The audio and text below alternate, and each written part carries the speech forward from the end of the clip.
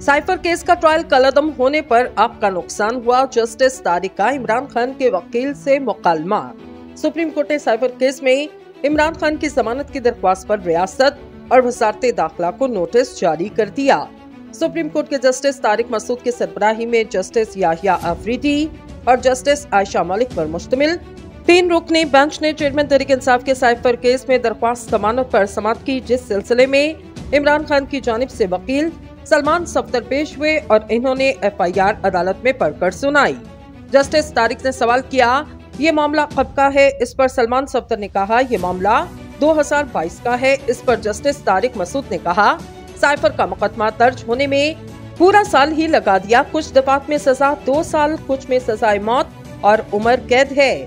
Justice Tariq ने FIA तफ्तीशी officer के बगैर नोटिस पेश होने पर बरहमी का इजहार करते हुए कहा, आपको किसने बुलवाया, पीछे जाकर बैठ जाएं। सलमान सफ्दर ने इंक्वायरी रिपोर्ट और मुकदमे में चेयरमैन तहरीक इंसाफ पर लगे इल्जामात पढ़कर सुनाए और कहा, इल्जाम लगाया गया कि चेयरमैन तहरीक इंसाफ ने आजम खान को साइफर को गलत रंग देने का कहा। इल्जाम लगाया गया कि चेयरमैन तहरीक इंसाफ ने बिलावास्ता या बिलवास्ता रियासत को नुकसान पहुँचाया। जस्टिस तारिक मसूद ने पूछा, शरीक मुलजिमान के किरदार का तयन हुआ? इस पर वकील सफाई ने कहा, असद उमर को छोड़ दिया गया और आजम खान को मुलजिम से इस दरखास्त का गवाह बना दिया गया। जस्टिस याहिया अफरीदी ने कहा, पहले केस पर कहा गया आजम खान मुलजिम, इंक्वायरी में कहा गया शरीक मुलजिमान का किरदार तफ्तीश में तय किया जाएगा। हतमी तफ्तीश रिपोर्ट में आजम खान से मुतल्लिक तफ्तीशी ऑफिसर ने क्या कहा? अदालत के पूछने पर सलमान सफ्दर ने कहा, तफ्तीशी ऑफिसर ने कोई वाज़ेह मौक़िफ़ नहीं कहा। आजम खान अगवा हुए और इनके अहले खाना ने मुकदमा अगवा का दर्ज करवाया। अगवा के बाद हैरानकुन तौर पर आजम खान का 164 का बयान आ गया। इस पर जस्टिस तारिक मसूद ने कहा, देखे ना ऐसे फिर सच सामने आता है। अदालत ने इस्तफसार किया, साइफर एक सीक्रेट दस्तावेज था या नहीं? सलमान सफ्दर ने कहा, साइफर डिक्लासिफाई होने के बाद सीक्रेट दस्तावेज नहीं था।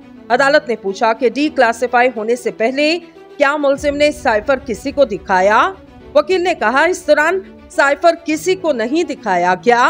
अदालत ने सवाल किया, साइफर हवा में लहरा कर बता दिया जाए कि इसमें ये लिखा, तो क्या ये इब्लाग के जुमरे में नहीं आता? अभी हम इल्जामात का ट्रायल नहीं कर रहे, इल्जामात क्या हैं सिर्फ ये देख रहे। जस्टिस याहिया अफरीदी ने कहा, चेयरमैन तहरीक इंसाफ इस वक्त वज़ीर आज़म थे और इन्होंने इजलास में साथियों से साइफर शेयर किया। अगर वो साइफर पर साजिश कर रहे थे तो इस इजलास को क्यों रिकॉर्ड किया गया? हमारे सामने मसला साइफर का मतन लीक करने का है। जस्टिस तारिक मसूद ने कहा, साइफर केस का ट्रायल कलअदम होने पर तो आपका नुकसान ही हुआ। साइफर केस के ट्रायल में अगर कोई कमी पेशी थी तो इसको दिफा के लिए आप बाद में इस्तेमाल कर सकते थे। साइफर ट्रायल कलअदम होने के बाद इस तकाजा तमाम गलतियां दूर करके ट्रायल करेगा। हमारे सामने जमानत का केस था जिस पर नोटिस कर दिए। सहाफी बाद में कहेंगे जज साहब का मूड ठीक नहीं था तो जमानत नहीं दी, जबकि आज नोटिस ही हो सकते थे। बादशाह अदालत ने साइफर केस में रियासत और वजारत दाखिला को नोटिस जारी करते हुए समाअत गैर मुअय्यना मुद्दत के लिए मुलतवी कर दी।